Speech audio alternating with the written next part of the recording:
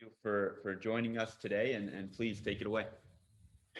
Yeah, thanks, guys. It's an honor to be here with you guys. So briefly, this is me. I've been in hockey now almost 15 years, and I'm also in the men's national team. Going into my second Olympics in a couple months. Really excited about that one to see all the best of the best. So NHL guys up close and personal.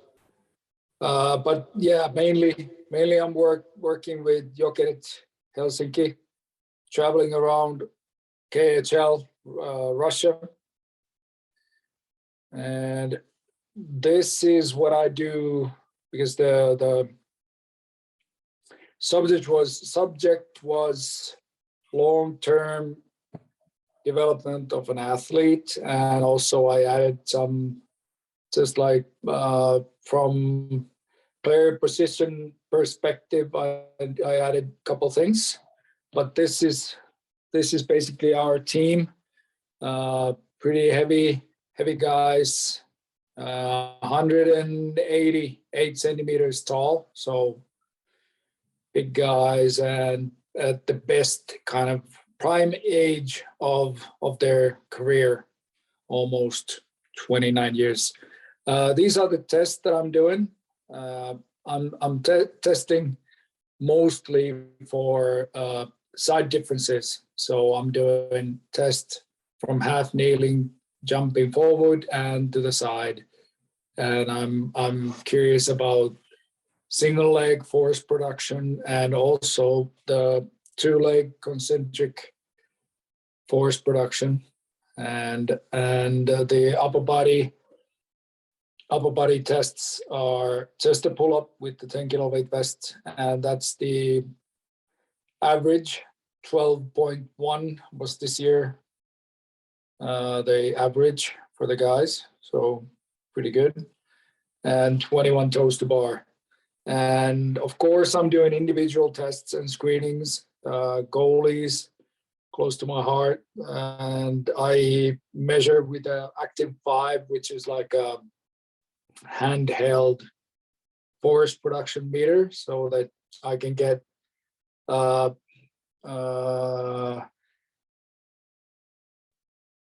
the rotations of the hip, like all the forces being applied over there. So internal, external rotations in different angles and all that. If someone is really interested in that, I will shoot you guys some graphs about how we do that one. And of course, we do mobility and control tests and bike test. And that is our average 55 milliliters.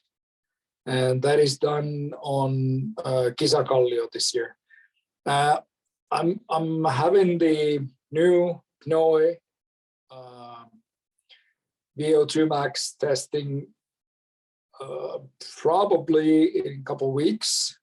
I'm gonna try them out on the ice. So I'm gonna do like a shuttle run kind of thing on the ice with the gas exchange meter. So that's gonna be interesting, and I'm hoping to see the differences, because the literature is saying that there might be even 20% difference in between the bike test and the skating test. So that's going to be interesting. I don't know if I'm going to ever publish the results anywhere, but we'll see. So individual tests, I interview the coaches and the player, and I watch the on ice practice. Of course, I'm there for the off ice workouts, so I know pretty much what is going on with every guy. But also I'm watching the on ice practice, so I can see what are they doing. And the coaches have really good eye on telling me what they need more. So I have an example over here. So if a player has some hindering factors which he doesn't understand or notice or So we try to tackle the problems from every angle. So I'm having a discussion, but also the coach is having a discussion with the player so that we can get, we're here to help them progress in their career. So this is the second best league in the world, and we are trying to push all the guys to still go ahead and take the next step to the NHL. So this is how it begins. So when a new guy comes in, I'm gonna teach them all warm up, workout, cool down, and we're gonna discuss about diet, eating, timing of the eating, and carbs and fast sugars and all that, and also about the recovery and sleep. So I track also the sleep with Oura rings, and we have Suunto watches, which are used in pretty much all the exercises or training sessions. So I get data from there too. So warm up, this is how I see the warm up.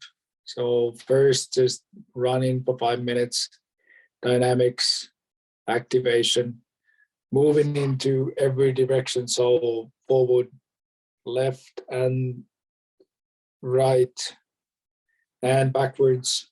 So running or skipping or hopping. And I'm also always interested in activating the brain. So we are crossing the midline quite a bit in almost every exercise that we do. And I'm gonna go to the Olympics, and I saw Cal Dietz. If you guys know who Cal Dietz is, he's got really interesting things, and now he's come up with the GOAT exercise. Google that one up. It's really interesting. I haven't really tried it yet, but I am going to try it on the next national team break with the guys.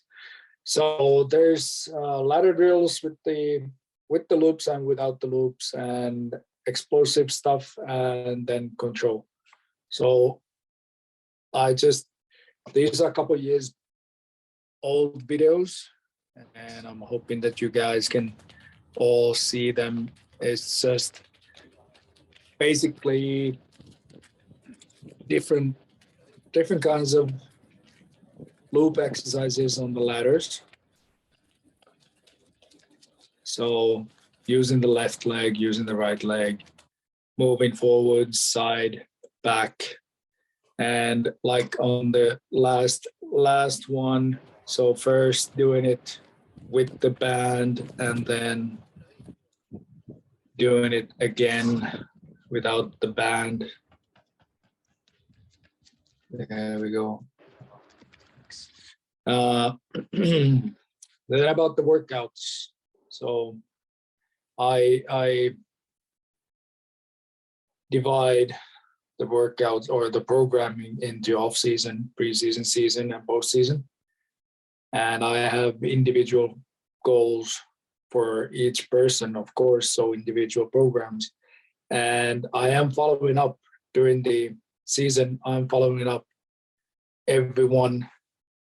Like, we're doing so simple tests, like jumping from half kneeling. I'm going to show it in a minute. So it doesn't really require a lot of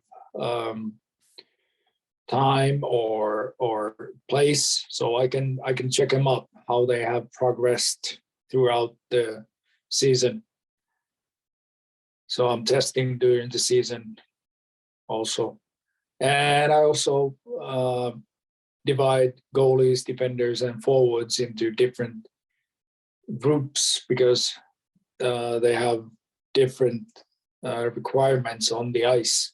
So the goalies, as you know, are playing a lot, or 60 minutes, and defenders are the rotation or the recovery times are much shorter than the for the forwards. So you gotta take that into account also when you're programming or planning the workouts.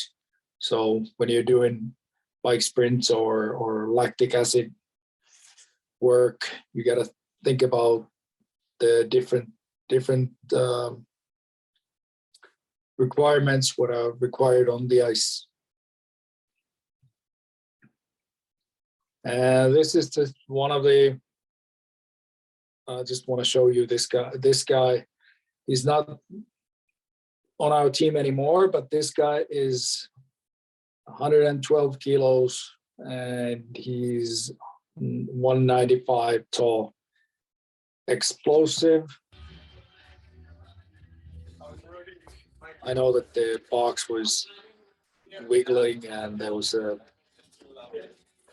kind of a risk of injury, so that's my bad.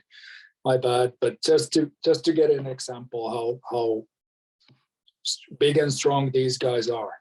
So that's 1 meter jump, and that is, so now we're jumping onto a box, but as a test I have the same. So we do the starting from there and we're jumping forwards on left, landing on 2 feet, or we're jumping with right leg and doing the hockey jump. I don't know if you guys know what a hockey jump is, but I'll show in a minute. So these are the goalies, and this is just one of, so I have different tests for the goalies. So this is a few years back, and that is the gym aware equipment over there. So he's connected to the tether coming from the gym aware, and I'm tracking the max output. What is he doing? So here he goes, and he even starts from the kneeling. So the basic movement where the goalie usually is starting. So boom, that is. And this guy here is another goalie. And so good dribble extension exercise for the goalie and control at the end. So he's stopping onto the box. It doesn't need to be, you don't need the box over there, but it's just to have the guy kind of understand what is required from him. So usually we do these onto a box.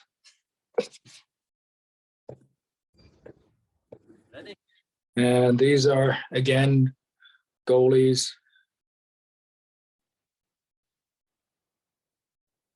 And this guy is doing the exact same. So he's having the rubber band resistance from the shoulder. So that is going to try to rotate him. So that is also core, engaging the core and everything. Usually we have the rubber band coming for the, hold on, where's my? Usually we have the rubber band going to the waist. A bunch of you guys know the Vertimax, where you can have different, so you have the hip, the knee, and the ankle. But this is like a kind of a poor man's version of that one. So you can have those rubber bands wherever you go. And especially for us traveling a lot, we need to have like portable gear that we can take and work out wherever we go. And we don't get a lot to work with when we're, for instance, here in St. Petersburg, usually we don't get to have a gym, so we get like a barbell and some weights and a couple kettlebells and probably some dumbbells. But at some points or some places we don't get anything. So we need to have especially for the backup goalie, we need to have really simple exercises how to keep them explosive and ready when they get the chance to be in the net. So this is the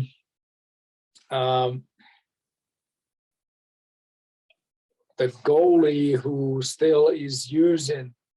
So our goalie coach Markus Ketterer is trying to get the goalies to change their tracking when they're on the ice, tracking the puck when the opponent enters our zone. So the goalie should be now more standing upright and conserving energy. But this guy still tracks the puck. As soon as it crosses the blue line, he's tracking the puck on bent knees. And that is why we are training with this guy more. So you can see that the hands come kind of naturally over there. So now he's tracking the puck. And we're trying to stay on that like 10 centimeters where is his like normal stance when he is tracking the puck. So we get more strength on that range of motion. Yeah, I know that I'm now shown like really sports specific exercises, but we are doing, nevertheless, we are doing with the goalies, we are doing back squat or front squat or rear foot elevated split squat and cleans and trap bar jumps also. So it is not just tricks, it's raw power. That's like universal truth. You can't beat the dumbbell. Like you gotta have resistance always with you when you're doing exercises. Okay, so this is my off season. How I divide the off season. So Monday morning, speed workout on the track. So sprints, short sprints, and long recovery times. Afternoon is going to be low body power and sled pushes. And well, you can read for yourself. I write this always like this, but I like the players to play games. So, for instance, on Tuesdays, I have them play like a faster racket sport, for instance, badminton or something. And then on Thursday, it's gonna be slower, so like tennis kind of cardio. So I don't have the guys riding the bike that much, like steady state rides or even long jogs. I like to have them moving about, playing different kinds of sports.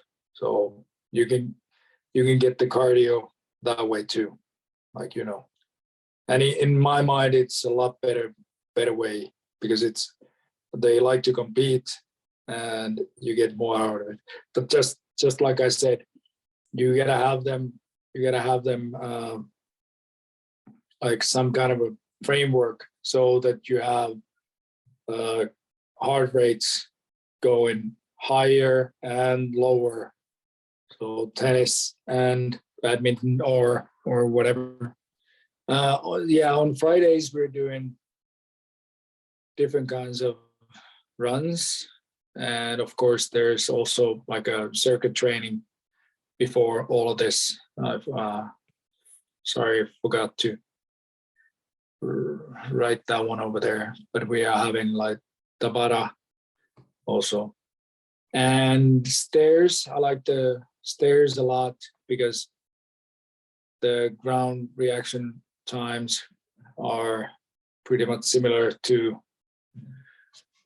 skating, as we all know. So preseason, we still go pretty hard. We go high loads, but the volume is going down. More just maintenance and taking care of the hips. So all of that, and the lactic acid threshold. So all of this, we have now good understanding with the coach. So they are doing all of this on the ice, which is the best way to do it in my mind.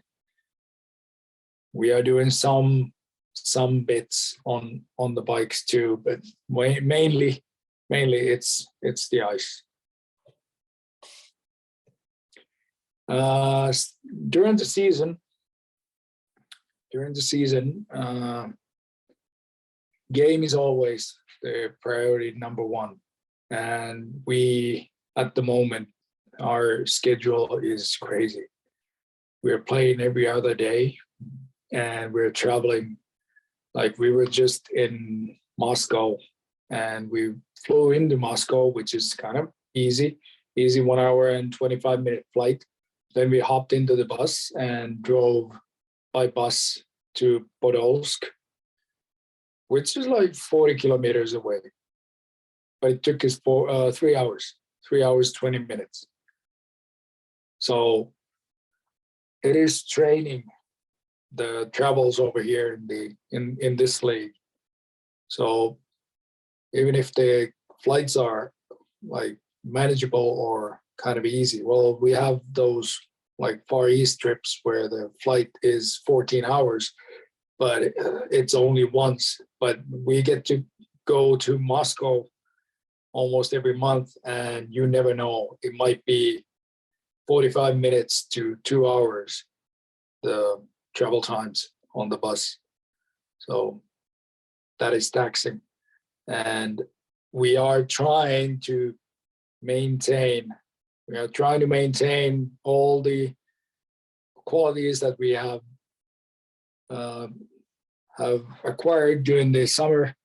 And for some players, it is, of course, it is possible to also develop some qualities, especially younger players who don't play that much. We can tighten the screw a little bit more off the ice and also have extra skates for those guys. We have to do after game lifts. That is the only way kind of where we can get a lift in. So always when we have a home game, especially if it's a weekend game, so we play 4 or 5 o'clock, so the game ends 8 o'clock or something. So we go and lift after the game. And I really know that it's not the best way, but at the moment that is the only way how we can do something. If we would lift only when we're fresh and rested, and there would be extra day or even 2 days for the next game, we would get 2 or 3 lifts during the whole season. So we got to break those down and just do mini gym sessions after the games. This is just an example of my programming. So I don't know if you can, yeah, probably you can see that. Let's hope so. So I'm having back-to-back exercises, and I never have anyone doing, if they haven't done back squat, or I check the technique in the beginning of the year, or when I get the player, I check their back squat technique. If I can correct it easily, I do it. If not, I go to front squat. Again, if there's some like limiting factors, mobility or whatever, of course I will correct those, but I go into like a simpler exercise. So split squat or even trap bar squat. So somehow it's a lot easier for the players to do back squats. Squat pattern on the trap bar, even if it's the same depth as on a back squat. And also clean or trap bar jump, so triple extension, and would compare paired with high box. And I'm always having posterior chain exercises also, and there's again those jumps, and this is the rubber band resisted version of it. Scale mill, last year we had still sponsorship deal with Techno Gym, so we had like really amazing gear from those guys, and loved using those. So we have similar kind of machine now, but it's not that good. Let's just say it so. So this is a few years back old video of this is how I see hockey in general, just the skating wise. So that is Techno Gym's, was it skill run or something called? So you can adjust the load on this treadmill. So now there's like 60 kilos resistance. So we are doing forward cornering or crossing over to the right and to the left. The only thing missing from this is the stopping, but the stopping movement is coming on the jumps. So when we are landing on the jumps, I'm going to talk about that in a bit. And again, this is just a couple of things that I like to do. Okay. So yeah, this is the, hold on if I can find it. I don't know what went wrong with this one, but I'm gonna show it from here. So this guy here, there's the stopping and the control. So this, in my mind, this simulates the when a guy is stopping, when he jumps and stops and has the control over there. So this guy weighs 100 kilos and that's a 10 kilo weight vest, and that is easy for him jumping onto the 40 centimeter box. That guy's a beast. Iiro Pakarinen, if you guys don't know or haven't heard. Yeah, this is what I tried to correct it, but it didn't go through. So then well, like I said, this guy is a monster. So I had to come up with really hard for his core and shoulder. So you can try that out yourself. Don't hurt yourself. Okay. How do I get that? Oh. Here we go. And this guy, this is another one. So there he drives the knee to the ball and engages the core and activates the psoas muscle, and at the same time controlling the hip. So hip control, and this is like a really good whole body exercise. And these guys make it look really simple because they are good. You can try it for yourself. So going into postseason, especially with my team, it's always half of the team is going to national teams. So Czech national team, Finnish national team, Swedish, Danish, US, whatever. But so I have to plan for those guys a different program. But the ones who are like ending their season, I'm having a talk with them even before playoffs. I'm talking about gradually shutting down the engines. So they are still maintaining some kind of a workout regime over there, so that they don't just stop altogether. Because as you know, the immune system and everything just shuts down also, and they get sick. Yeah, for me, the analyzing the season and planning the off season, this is when I do all that. There we go. Stayed on the time limit. Good for me. Thanks, Hiro, for a really interesting conversation and presentation. We are a little bit over, so we're gonna skip the question part. But Yep. Thank you again, and best of luck in your road trip and your season. Thank you.